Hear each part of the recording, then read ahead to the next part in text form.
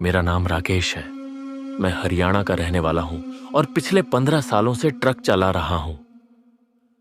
यह कहानी है एक ऐसी रात की जिसे मैं चाहकर भी नहीं भूल सकता। वो रात जब मैंने मौत को अपने बहुत करीब से देखा। हम पंजाब से चले थे, मैं और मेरा पुराना साथी भूरा। ट्रक में गद्दों का सामान लोड था जो हमें राजस्थान के अजमेर तक पहुंचाना था। ट्रक का नंबर था RJ14GB0098। कई लोग कहते थे कि यह ट्रक बदनसीब है, पर मैं मजाक समझकर टाल देता था। रास्ता लंबा था और भूरा हमेशा की तरह अपनी हरकतों में लगा था। जैसे ही शाम ढली, भूरा बोला, भाई चल एक एक बियर ले लेते हैं, रात भर की ड्राइव है, थोड़ा मूड बन जाएगा। मैंने मना किया, लेकिन वो जिद्दी था। हाईवे किनारे एक ठेके के पास ट्रक रोक दिया। 2 बियर ली, साथ में कुछ नमकीन, और फिर हम दोनों ट्रक में बैठकर निकल पड़े। करीब 9 बजे होंगे। अचानक भूरा बोला, भाई आगे चेकिंग होती है पुलिस की, चालान कट जाएगा, चलो शॉर्टकट पकड़ते हैं। मैं जानता हूं एक रास्ता। मैंने थोड़ी हिचकिचाहट दिखाई पर फिर मान गया। रास्ता एक वीरान सी सड़क में बदल गया जो एक छोटे जंगल से होकर निकलता था। मोबाइल का नेटवर्क गायब हो चुका था और सड़क के दोनों तरफ सिर्फ काले पेड़ों की परछाइयां दिख रही थी। अचानक ट्रक के सामने कुछ आया, जैसे कोई बड़ा जानवर, और फिर अंधेरे में गायब हो गया। उसका चेहरा ठीक से नहीं देखा, लेकिन उसकी आंखें लाल चमकती हुई सीधी हमारी ओर देख रही थी। हमने ट्रक धीरे कर दिया। मैं कुछ बोलता उससे पहले भूरा फुसफुसाया, भाई पीछे मत देखना, कोई हमारे पीछे खड़ा है। मैंने शीशे में देखा और ठंडी हवा जैसे शरीर से निकल गई। वहां कोई औरत थी, सर पर सफेद चादर, चेहरा नहीं दिख रहा था, पर वो बस खड़ी थी बिना हिले। मैंने गाड़ी का एक्सेलरेटर दबाया और ट्रक को तेजी से भगाया, लेकिन जो हुआ वो डरावना नहीं, असंभव था। हम जितना तेज भागते, वो औरत उतनी ही बार आगे सड़क पर दिखती, कभी दाईं ओर, कभी बाईं ओर, कभी एकदम सामने, जैसे हम उसी रास्ते में फंस चुके थे। मैंने ट्रक की स्पीड बढ़ा दी थी, हाथ कांप रहे थे और सीने में एक अजीब डर भर गया था। भूरा अब एकदम चुप था, बस सड़क पर टकटकी लगाए बैठा था। सामने कोई लाइट नहीं, पीछे से कोई गाड़ी नहीं, सिर्फ हमारा ट्रक और वो अनजाना साया जो हर मोड़ पर हमसे आगे निकल जाता था, जैसे हमें किसी जाल में फंसा रहा हो। रास्ता और सुनसान होता जा रहा था। ये रास्ता कुछ गड़बड़ है, भूरा फुसफुसाया, पर मैंने उसकी बात अनसुनी कर दी। डर के मारे ट्रक को और तेज भगाने लगा। अचानक धड़ाम, एक जोर की आवाज हुई। ट्रक उछला और फिर दाईं तरफ झुकने लगा। हम दोनों बुरी तरह हिल गए। मैंने किसी तरह ब्रेक मारे, लेकिन अब बहुत देर हो चुकी थी। ट्रक एक नरम दलदली जमीन में फंस चुका था। सड़क से थोड़ा हटकर हम एक पुराने वीरान मैदान में आ गए थे। पूरा ट्रक धीरे धीरे नीचे धंस रहा था। भूरा चिल्लाया, बाहर निकल भाई, जल्दी। हम दोनों दरवाजा खोलकर बाहर कूदे। कीचड़ हमारे पैरों को पकड़ रहा था, जैसे कोई अदृश्य हाथ हमें नीचे खींचने की कोशिश कर रहा हो। क्या जगह है ये? मैंने हाँफते हुए कहा। तभी सामने कुछ देखा। पुराने जमाने का टूटा फूटा महल, चारों तरफ झाड़ियों में छुपा हुआ, जैसे किसी ने जानबूझकर दुनिया से छुपा रखा हो। और उसी महल की एक खिड़की में कोई खड़ा था। कोई औरत नहीं थी इस बार। वो भयानक चेहरा, वही जो हमें पहले दिखा था। सफेद आंखें बिना पलक झपकाए सीधा हमें देखती हुई। भूरा कांप गया। भाई, ये जगह शापित है, हमें यहां से निकलना होगा। अभी मैंने ट्रक की तरफ देखा। उसका आधा हिस्सा अब मिट्टी में गुम हो चुका था, लेकिन उससे भी डरावना यह था कि ट्रक के शीशे में किसी की परछाई थी। हम दोनों वहां नहीं थे। फिर वो कौन था? हमने पीछे मुड़कर देखा। वो परछाई अब हमारे सामने खड़ी थी। हम दोनों वहीं जड़ हो गए। सामने खड़ा वो अजीब सा आदमी, न पूरी तरह इंसान, ना ही भूत, बस एक साया जो इंसानी शरीर में कैद किसी और ही दुनिया का था। उसकी आंखें सफेद थीं और चेहरा जैसे किसी जल चुके इंसान की खाल पर किसी ने जबरदस्ती मुस्कान चिपका दी हो। हमने जैसे ही 2 कदम पीछे लिए, उसके पीछे से आवाज आई, रुको। भूरा हड़बड़ा गया, भाई भागते हैं। पर मैं हिल भी नहीं पाया, क्योंकि तभी उस साए के पीछे अचानक दर्जनों नहीं सैकड़ों परछाइयां उभर आईं। हर एक का चेहरा विकृत, जल चुका, आंखें लाल, मुंह से चीखें नहीं, सिर्फ गूंजती हुई सिसकियां। वो सब एक कतार में खड़े थे और हवा में सर झुकाए हुए, जैसे किसी की आज्ञा का इंतजार कर रहे हों। फिर वो छलावा बोला, तुम दोनों को बुलाया गया है। बहुत समय से इंतजार था, लेकिन अब भी वक्त है। हम दोनों हैरान थे। बुलाया गया किसने? उसने धीरे से हाथ उठाया। वो जो इस जंगल में सालों से भटकती आत्माओं का मालिक है। भाग सकते हो तो अभी के अभी भाग जाओ, क्योंकि आज तुम दोनों के नाम इस जमीन ने लिख दिए हैं। अगला कदम उठाया तो वापस जाने का रास्ता बंद हो जाएगा। फिर एकदम से सारे प्रेत गायब हो गए। वो छलावा भी धुएं में बदल गया और चारों तरफ सन्नाटा। बस हम और वो पुराना महल, और पीछे दलदल में आधा डूबा ट्रक। भूरा रोने लगा, भाई मुझे माफ कर दे। मैंने ही कहा था दारू ले लें। ये सब मेरी वजह से हो रहा है। मैंने उसका हाथ पकड़ा। अभी सब खत्म नहीं हुआ, पर अगर हमने गलती से एक भी कदम और उठाया तो हम किसी और दुनिया के हो जाएंगे। भूरा का चेहरा पीला पड़ गया था और पसीने से भीगा हुआ था। मैंने उसका हाथ पकड़ा और चिल्लाया, भाग, वापस उसी रास्ते से जहां से आए थे। हमने बिना पीछे देखे अंधेरे में दौड़ लगा दी, मगर वो रास्ता जो पहले सीधा था अब भूल भुलैया बन चुका था।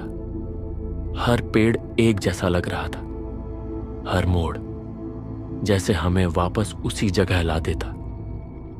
जंगल की हवा में अजीब सी बास थी, जैसे कोई सड़ी हुई चीज अंदर तक घुस रही हो। भूरा अचानक रुका, भाई कोई हमारे पीछे चल रहा है। मैंने भी कान लगाए और किसी के पायल जैसी धीमी धीमी छन छन की आवाज सुनाई दी।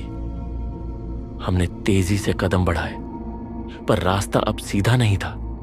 हम एक बार फिर उसी महल के पास आ पहुंचे थे। मैं चौंका, नहीं ये कैसे हो सकता है? हम तो उलटी दिशा में भागे थे। अचानक एक तरफ से काले धुएं का गुबार उठा और उसी में से फिर वही छलावा उभरा, लेकिन इस बार वो अकेला नहीं था। उसके पीछे, चारों तरफ पेड़ों के पीछे, शाखाओं पर उल्टे लटके इंसानी शरीर नजर आ रहे थे, जिनके मुंह खुले हुए थे और आंखें अभी भी पल पल झपक रही थीं, जैसे जिंदा होकर भी मर चुके हों।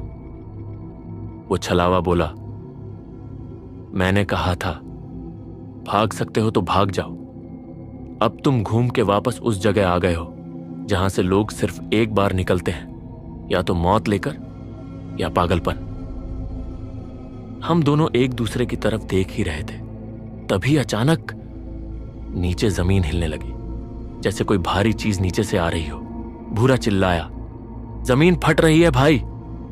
और उसी वक्त हमारे पैरों के नीचे की मिट्टी ढह गई। हम दोनों एक गहरे गड्ढे में गिर गए।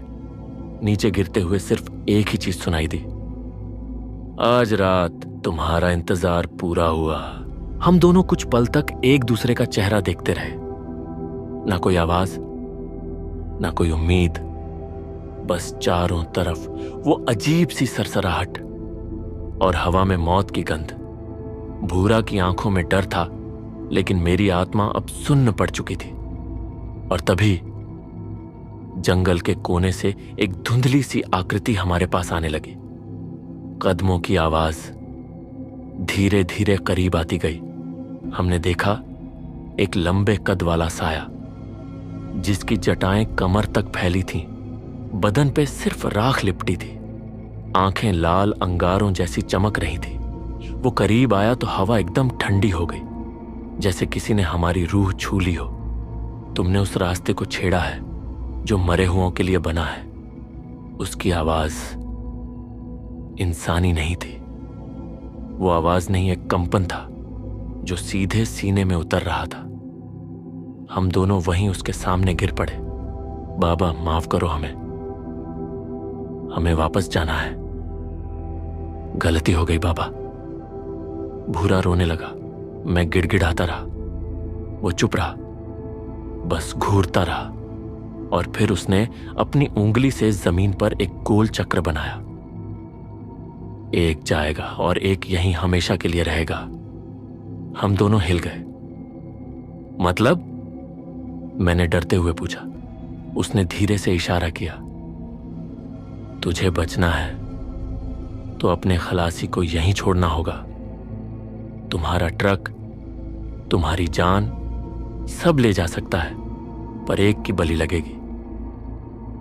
भूरा मेरी तरफ देखने लगा।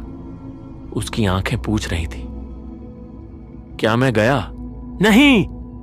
मैं पूरी ताकत से चीखा। मैं अपने दोस्त को नहीं छोड़ सकता, चाहे कुछ भी हो जाए। भूरा मेरी तरफ ऐसे देख रहा था जैसे अभी फूट पड़ेगा। आंखों में पानी, दिल में डर। और तभी बिजली जोर से चमकी। पूरी धरती कांप गई। आसमान फटा जैसे। और उसी रोशनी में हमने देखा उस छलावे की आंखों में कीड़े रेंग रहे थे। उसका चेहरा सड़ा हुआ, आंखों से कीड़े गिर रहे थे। हम डर के मारे सुन्न हो गए। तभी फिर एक बार बिजली चमकी। वो छलावा एकदम से चीखा, पर इस बार हंसी नहीं थी, गुस्सा था, डर था। तूने मना किया?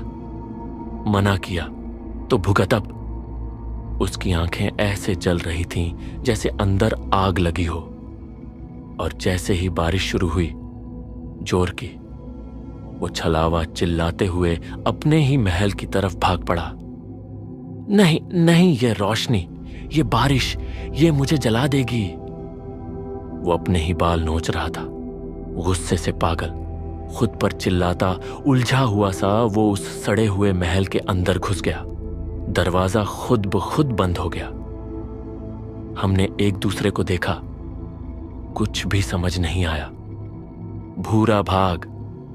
हम बिना कुछ सोचे दौड़ पड़े, बिजली की रोशनी में अपना रास्ता ढूंढते हुए, कांपते हुए, फिसलते हुए, बस भागते गए।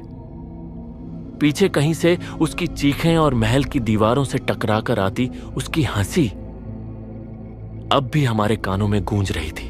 हम भाग रहे थे।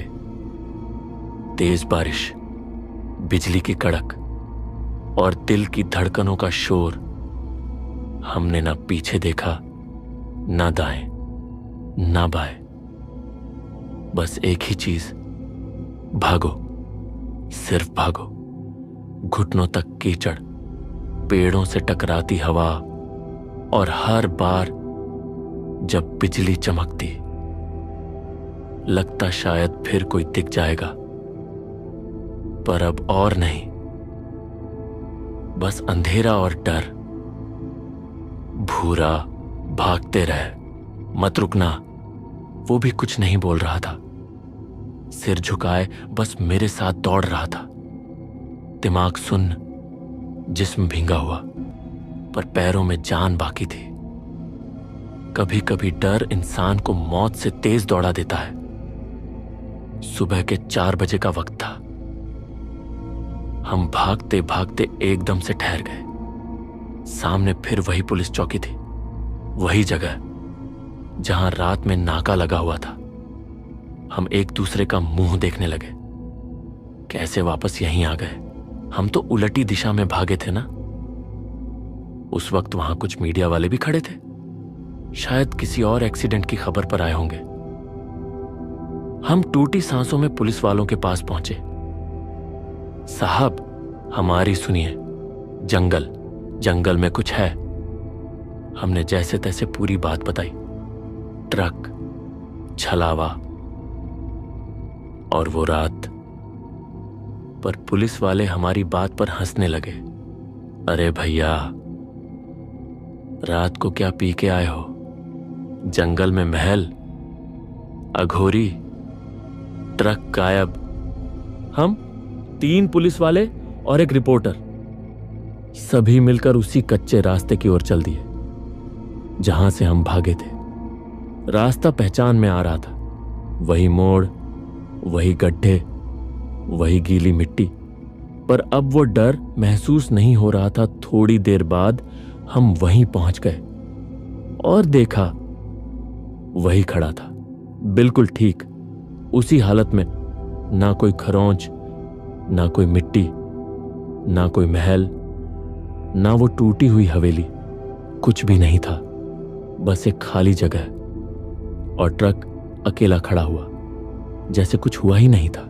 रिपोर्टर बोला, यही ट्रक है जो उड़ गया था? भैया, आप लोग सच में ठीक हो? पुलिस वाले बोले, सुबह की रोशनी ने तुम्हारा डर मिटा दिया, या फिर रात का चक्कर ही कुछ और था। मैं और भूरा बस ट्रक को देख रहे थे। हमारे मुंह से कोई शब्द नहीं निकल रहा था। हम वहां से किसी तरह निकल तो आए। मैं और भूरा ट्रक में चुपचाप बैठे, इंजन ऑन किया और वापस अपने रास्ते की तरफ चल पड़े। रास्ते भर एक शब्द भी नहीं निकला हम दोनों के मुंह से। उस दिन की हर चीख, हर परछाई अब भी कानों में गूंज रही थी। जब मंजिल पर पहुंचे तो माल उतारकर सबने अपने अपने घर की राह ली। लेकिन अगले 3 दिन तक मुझे और भूरा को तेज बुखार रहा। ना कुछ खाने का मन करता था, ना बोलने का। शरीर से ज्यादा मन और दिमाग थक चुके थे। 1 महीना बीत गया। हम दोबारा काम पर लौटे, लेकिन अब कुछ बदल चुका था। अब ना हम कभी रात को अनजान रास्तों पर निकलते हैं और ना कभी नशे में गाड़ी चलाते हैं। अब हम हर मोड़ पर सावधान रहते हैं, क्योंकि कुछ रास्ते सिर्फ मंजिल तक नहीं ले जाते, कुछ रास्ते सीधा मौत के दरवाजे तक ले जाते हैं। तो दोस्तों, आपको ये कहानी कैसी लगी? कमेंट करके जरूर बताइए। ऐसी ही और खौफनाक और डरावनी कहानियां सुनने के लिए हमारे चैनल को सब्सक्राइब करें। मैं सुमित फिर लौटूंगा एक और डरावनी हकीकत के साथ। धन्यवाद।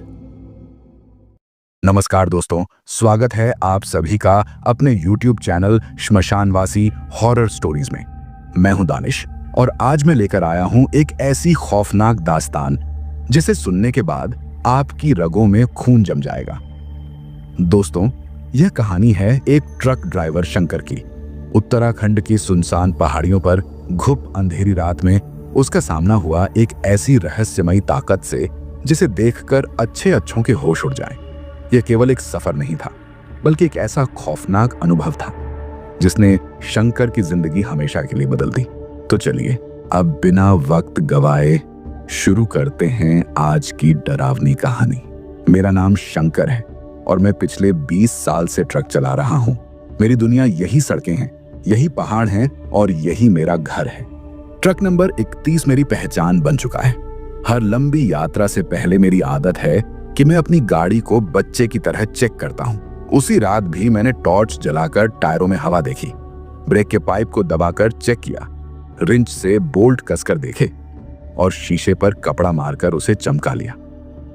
मैं जानता था कि पहाड़ों पर जरा सी लापरवाही किसी की जान ले सकती है, जब सब कुछ तसल्ली से सही मिला तो मैंने इंजन स्टार्ट किया। भारी घर घर की आवाज पूरे डिपो में गूंज उठी। मेरे साथ उस सफर पर मेरा हेल्पर रामू भी था। सीधा साधा लड़का, लेकिन डरपोक बहुत। मैंने उसे हंसकर कहा, डर मत भाई, रात लंबी है, बस तेरा साथ चाहिए। करीब 2 घंटे तक हम लगातार चलते रहे। पहाड़ी सड़कें, गहरी खाइयां और ऊपर आसमान में टिमटिमाते तारे, सब कुछ सामान्य लग रहा था।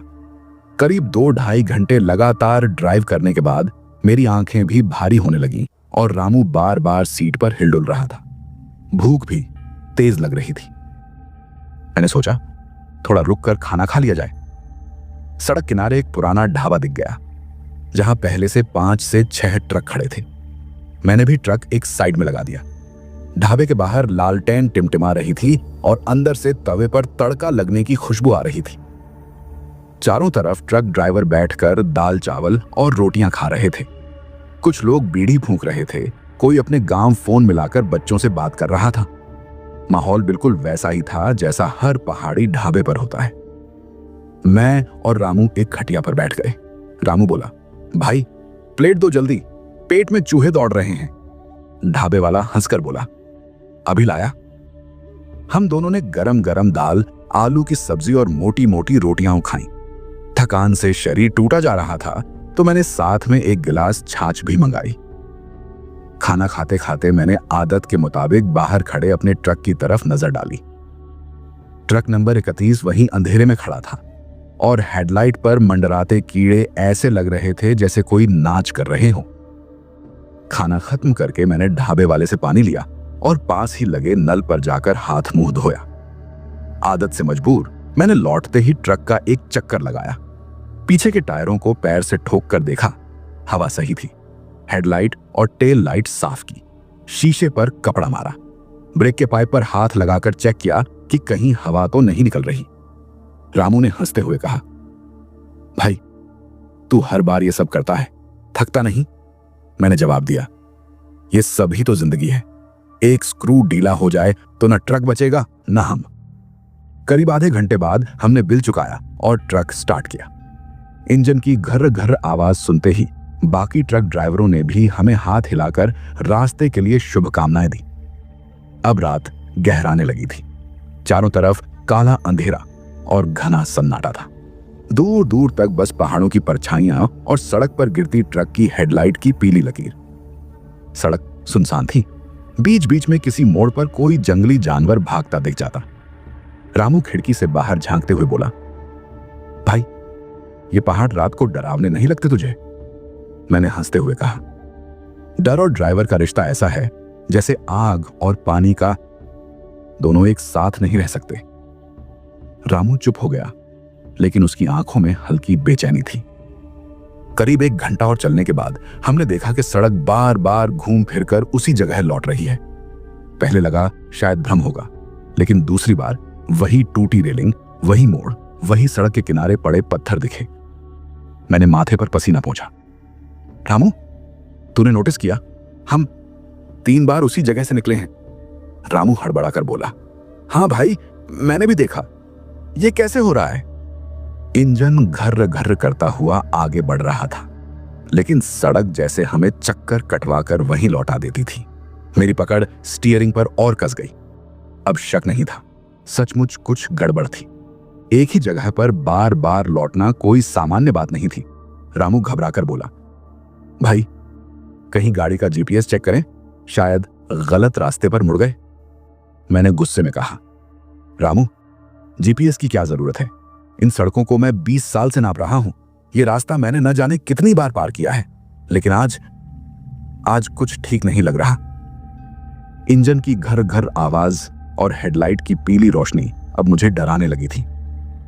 सड़क सुनसान थी। चारों तरफ काले पहाड़ और बीच बीच में सरसराती हवा पेड़ों की डालियों को हिलाकर अजीब सी कांपती आवाजें निकाल रही थी। मैंने गाड़ी धीमी की और खिड़की से झुककर बाहर देखने लगा। तभी दूर मोड़ पर मुझे कुछ नजर आया। सड़क के किनारे एक पुराना पीपल का पेड़ खड़ा था। उसके नीचे कोई बूढ़ी औरत बैठी हुई थी। वो औरत एकदम झुकी हुई थी। उसके बाल बिखरे हुए और सफेद से झाड़ू जैसे दिख रहे थे। हाथ में एक पुरानी लाठी थी और चेहरा झुका हुआ, जिससे उसकी शक्ल साफ नजर नहीं आ रही थी। रामू डर से कांप गया। भाई, रात के 2 बजे कोई बूढ़ी औरत यहां क्या कर रही होगी? मैंने गाड़ी धीरे करते हुए कहा। पता नहीं, शायद कोई पहाड़ी औरत होगी, भटक गई होगी। लेकिन जैसे जैसे हम पास पहुंचे, माहौल और अजीब होने लगा। अचानक ठंडी हवा का एक झोंका आया और ट्रक के अंदर का शीशा धुंधला हो गया। मैंने हाथ से रगड़कर साफ किया, लेकिन तभी मेरी आंखें ठिठक गईं। वो बूढ़ी औरत अब सिर उठाकर हमारी तरफ देख रही थी। उसके चेहरे का आधा मांस सड़ा हुआ था, जैसे खून और पस भरकर बह चुका हो। ठुड्डी से मांस के टुकड़े टपक कर जमीन पर गिर रहे थे। आंखें गहरी गड्ढों में धंसी हुई थीं, लेकिन उनमें से अजीब सी लाल चमक झिलमिला रही थी। रामू जोर से चिल्लाया, भाई, गाड़ी मत रोको, भागो यहां से। मैंने स्टीयरिंग घुमाया और एक्सीलरेटर दबा दिया। ट्रक दहाड़ता हुआ आगे बढ़ा। दिल जोर जोर से धड़क रहा था, लेकिन डर यहीं खत्म नहीं हुआ। करीब आधा किलोमीटर आगे बढ़ने के बाद जब मैंने राहत की सांस ली और सोचा कि हम उस औरत से निकल आए हैं, तो सामने फिर वही पीपल का पेड़ और उसके नीचे वही बूढ़ी औरत बैठी मिली। रामू अब पागल सा हो गया। भाई, ये कैसे हो सकता है? हम तो भाग कर आगे निकले थे, फिर वही मोड़, वही औरत। मेरे माथे से पसीना टपकने लगा। स्टीयरिंग मेरे हाथ में था, लेकिन लग रहा था जैसे ट्रक मेरे काबू से बाहर जा रहा हो। मैं अब तक हैरान था। चाहे जितना तेज ट्रक भगाता, लेकिन मोड़ वही, पेड़ वही और बूढ़ी औरत वही। मानो पूरी सड़क किसी चक्रव्यूह में बदल गई थी। रामू का चेहरा बिल्कुल सफेद पड़ चुका था। उसकी सांसें तेज चल रही थीं। उसने हाथ जोड़कर मुझसे कहा, भाई, बस रोक दे प्लीज, गाड़ी मत चला, कुछ समझ नहीं आ रहा। मैंने गुस्से में कहा, पागल हो गया है? अगर रोक दी तो यहीं फंस जाएंगे, मुझे गाड़ी भगानी होगी। लेकिन भीतर से मैं भी हिल चुका था। ट्रक की हेडलाइट्स उस बूढ़ी औरत के चेहरे पर पड़ती और उसका सड़ा हुआ मांस ऐसे चमकता मानो किसी गीली मिट्टी पर लैंप जलाया हो। उसकी ठुड्डी से गाढ़ा काला पानी टपक रहा था और वो हमें बस घूरती जा रही थी। मैंने जैसे तैसे हिम्मत करके ट्रक और तेज भगाया। इंजन की घर्र घर्र आवाज और सड़क के गड्ढों में हिलती कैबिन, सब कुछ मिलकर मानो किसी भूतिया राग में बदल गया था। लेकिन भाई, असली खौफ तो तब शुरू हुआ जब उस औरत ने अगली बार सिर्फ पेड़ के नीचे बैठना बंद किया। अब जैसे ही हम मोड़ पर पहुंचे, उस सड़क के बीचों बीच खड़ी थी। उसका चेहरा आधा सड़ा हुआ, आंखें आग की तरह चमकती हुई और लाठी हवा में उठी हुई। रामू चीखा, भाई, टक्कर मत मारना, नहीं तो बर्बाद हो जाएंगे। मैंने ब्रेक दबाने की कोशिश की, लेकिन अजीब बात यह हुई कि ब्रेक पेडल जैसे पत्थर बन गया। पैर से जितना दबाऊं, वो हिल ही नहीं रहा था। ट्रक सीधे उस औरत की तरफ भाग रहा था। मेरी हालत पसीने पसीने थी, दिल धक धक करके बाहर निकल रहा था। जैसे ही ट्रक उसके बिल्कुल पास पहुंचा, वो अचानक गायब हो गई। सिर्फ एक पल को लगा कि ट्रक ने उसे कुचल दिया है, लेकिन अगले ही पल उसने हमारे ट्रक की छत पर जोरदार चोट मारी। धम! पूरा ट्रक हिल गया। रामू चीख पड़ा, भाई, वो ऊपर चढ़ गई, वो छत पर है। मैंने घबराकर शीशा देखा तो हेडलाइट की रोशनी में ट्रक की लंबी परछाई सड़क पर बन रही थी और उस परछाई में साफ दिख रहा था कि कोई औरत ट्रक की छत पर झूल रही है। मेरे हाथ कांप रहे थे, लेकिन मैंने गियर बदलकर ट्रक को और तेज भगाया। इंजन चीख रहा था, लेकिन वो औरत छत पर ऐसे चिपकी थी जैसे लोहे में चुंबक। रामू घबराकर बुदबुदाने लगा, जय श्री राम, जय श्री राम। डर इतना बढ़ चुका था कि उसके शब्द भी गले से बाहर नहीं निकल रहे थे। अचानक वो औरत छत से झूलकर आगे विंड स्क्रीन के शीशे पर लटक गई। उसका चेहरा हमसे बस 1 फुट दूर था। सड़ा हुआ मांस, गड्ढों जैसी आंखें और टपकते हुए कीड़े। उसने अपने नाखूनों से शीशा खुरचना शुरू कर दिया। छर छर छर। शीशे पर गहरी लकीरें बनने लगीं। रामू ने डर के मारे मेरी बांह पकड़ ली। भाई, अब बचेगा नहीं, कुछ कर। उस औरत के नाखून शीशे पर ऐसे ढंस रहे थे जैसे लोहे पर तेज चाकू घिसा जा रहा हो। शीशे पर दरारें फैल रही थीं। मैं जानता था कि अगर ये टूटा तो वो सीधी कैबिन के अंदर होगी। रामू आधा पागल हो चुका था। उसने मेरे कंधे हिलाते हुए कहा, भाई रोक दे ट्रक, बस रोक दे, मैं नीचे कूद जाता हूं, इस औरत से नहीं लड़ पाऊंगा। मैंने उसे कसकर डांटा, पागल मत बन, नीचे उतरे तो जान नहीं बचेगी। अचानक शीशे पर जोरदार धमाका हुआ, धड़ाम। पूरा शीशा दरक गया और उसके बीच से औरत का सड़ा हुआ चेहरा अंदर झांक गया। उसकी सांस इतनी सड़ी हुई थी कि जैसे कोई गली हुई लाश जल रही हो। वो अपने नुकीले दांत दिखाकर फुसफुसाई, रोक दे ट्रक। कसम से कह रहा हूं, उस आवाज में इतनी ठंडक थी कि मेरी रीढ़ की हड्डी बर्फ की तरह जम गई। मैंने हिम्मत करके गियर बदल दिया और ट्रक को और तेज भगाया, लेकिन उस औरत ने अब अपना पूरा आधा शरीर शीशे के अंदर डाल दिया। उसके नाखून रामू की ओर बढ़ रहे थे। रामू ने जोर से चिल्लाया, हट जा, हट जा, और पास रखी लोहे की रिंच उठाकर उसकी बांह पर दे मारी। रिंच लगते ही उसकी बांह के मांस का पूरा टुकड़ा छपाक करके गिर पड़ा। उससे कीड़े रेंगते हुए फर्श पर फैल गए। रामू उल्टी करने लगा, लेकिन मैं बस स्टीयरिंग पकड़कर ट्रक को संभालने में जुटा रहा। अब वो औरत और ज्यादा गुस्से में आ गई। उसकी गले से कराहने जैसी आवाज निकली, तुम यहां से नहीं बच सकते। इतना कहते ही उसने अपने बालों की लटें फैलाकर रामू की गर्दन लपेट ली। बाल जैसे लोहे की तार हों। रामू जितना खींचता उतना ही कसते जाते। रामू का चेहरा नीला पड़ने लगा। उसकी आंखें बाहर निकल रही थीं। मैं पूरी जान लगाकर स्टीयरिंग पकड़ रहा था, लेकिन सच बताऊं, अंदर से मैं भी टूट चुका था। मैंने चिल्लाकर कहा, छोड़ उसे हरामजादी, और अचानक से ट्रक को एक तेज मोड़ पर झटका दिया। ट्रक बुरी तरह हिला, पहियों से चिंगारियां में निकली और उसी झटके से वो औरत का शरीर शीशे से बाहर फेंक गया।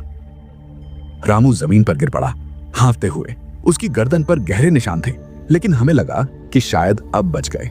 लेकिन ये हमारी सबसे बड़ी भूल थी। जैसे ही हमने राहत की सांस ली, ट्रक के ऊपर से भारी कदमों की आवाजें आने लगीं। थक थक थक। वो औरत फिर से छत पर चढ़ चुकी थी। इस बार उसने सीधे कैबिन के ऊपर से पूरा छत तोड़ने की कोशिश शुरू कर दी। लोहे की चादर ऐसे मुड़ रही थी जैसे किसी ने हाथ से टिन फाड़ दिया हो। उसके बीच से उसका सड़ा हुआ हाथ अंदर घुस आया। उंगलियां खून और कीचड़ से लथपथ थीं। रामू दहशत में चीखा, भाई अब तो खत्म है, अब कोई नहीं बचा सकता। उसके हाथ कैबिन के अंदर आते ही पूरा माहौल बदल गया, जैसे बर्फीला तूफान अंदर घुस गया हो। सांस लेना मुश्किल हो गया। रामू चीखते चीखते बेहोश हो गया। मैंने स्टीयरिंग कसकर पकड़ा और अचानक ब्रेक मार दिए। ट्रक चीखते हुए रुका, टायरों से धुआं निकल पड़ा। लेकिन भाई, चमत्कार देखो, ट्रक बिल्कुल उसी जगह रुका जहां वो पुराना पीपल का पेड़ खड़ा था। मेरा दिल धड़कना भूल गया, लेकिन अब ट्रक खुद ब खुद वहीं थम चुका था। अचानक उस पेड़ के नीचे हलचल हुई। मैंने देखा कि वहां सिर्फ वही बूढ़ी औरत नहीं थी, बल्कि दर्जनों सड़े गले इंसानी साए पेड़ की जड़ों से निकल रहे थे। उनके चेहरे पिघले हुए मोम जैसे, आंखें खाली गड्ढों की तरह, और मुंह से टपकता हुआ काला तरल। सब एक साथ बड़बड़ाने लगे, यहीं रुको, यहीं रुको, कोई यहां से नहीं जाता। मेरे हाथ पांव कांप रहे थे। इंजन स्टार्ट करने की कोशिश की, लेकिन इंजन ऐसे चुप हो गया जैसे किसी ने उसका दम घोंट दिया हो। और तभी वो बूढ़ी औरत सामने आ गई। उसका चेहरा अब और भी करीब से साफ दिख रहा था। उसकी गाल का सड़ा हुआ मांस टपक कर मेरे पैर के पास गिरा और उसमें से कीड़े रेंगते हुए मेरे जूतों तक पहुंच गए। उसने लंबी सांस ली और बोली, सालों पहले इसी पेड़ के नीचे मेरा खून हुआ था। तुम्हारे जैसे ड्राइवर ने मुझे कुचला था और भाग गया। अब हर ट्रक, हर बस, हर गाड़ी यहां रुकती है, कोई यहां से जिंदा नहीं जाता। मेरी हालत खराब थी। मुझे लगा अब मौत सामने खड़ी है, लेकिन तभी मेरे दिमाग में एक बात कौंधी। मेरे पिताजी कहा करते थे कि बुरी आत्माएं शुद्ध धुएं और आग से दूर भागती हैं। मैंने तुरंत जेब से माचिस निकाली और रामू की गिरी हुई रिंच पर कपड़ा बांधकर उसे जला दिया। जैसे ही आग भड़की, मैंने उसे हवा में घुमाया और यकीन मानो, वो औरत और सारे साए ऐसे चीखने लगे जैसे उन्हें कोई जिंदा जला रहा हो। पूरा जंगल उनकी चीत्कार से गूंज उठा। एक पल में सब साए काले धुएं में बदलकर उसी पीपल के पेड़ में समा गए। इंजन अपने आप घर्र घर्र करके चालू हो गया। मैंने बिना सोचे ट्रक दौड़ा दिया। पीछे मुड़कर देखने की हिम्मत भी नहीं हुई। रास्ता अंधेरे में और लंबा लगता जा रहा था। रामू पूरी तरह सहम चुका था। उसका चेहरा बिल्कुल सफेद हो गया था, होंठ कांप रहे थे।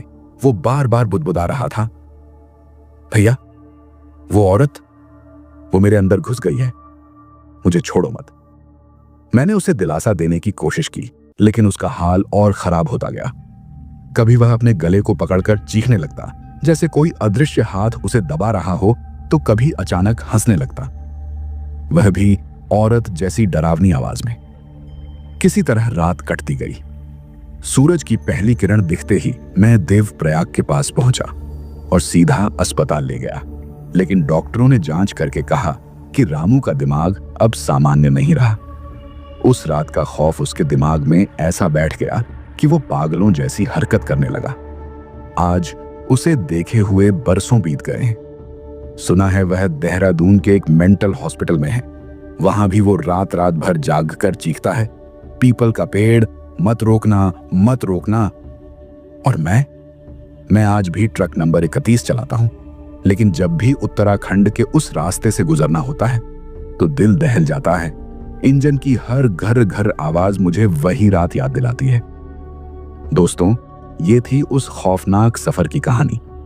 अगर आपको लगे कि यह सिर्फ एक किस्सा है तो मान लीजिए, लेकिन अगर कभी रात को पहाड़ों के बीच ट्रक या बस में सफर करना पड़े तो याद रखना, उस पुराने पीपल के पेड़ के पास गाड़ी मत रोकना। तो भाइयों, ये थी ट्रक नंबर 31 की डरावनी दास्तान। अगर ये कहानी आपको पसंद आई हो तो कमेंट में अपना नाम और शहर जरूर लिखना। फिर मिलेंगे एक और डरावनी कहानी के साथ। धन्यवाद।